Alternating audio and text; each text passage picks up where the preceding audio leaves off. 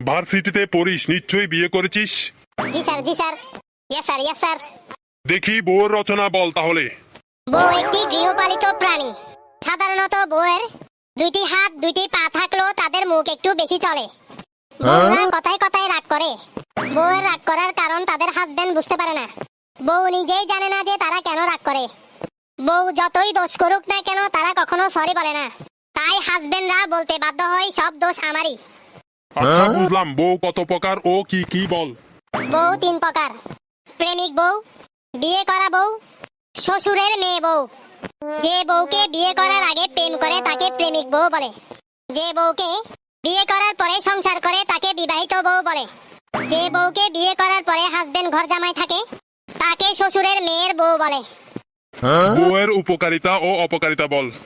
বউয়ের উপকারিতা: বউ থাকলে কাজের মেয়ে দরকার হয় না, কিন্তু সেই বউ আবার বাপের বাড়িতে কাজ করে না। বউয়ের উপকারিতা বেশি পাওয়া যায় শীতকালে। বউ থাকলে শীত লাগে না। একটি বংশের বাতি ধরে রাখার জন্য বউ খুব উপকারী।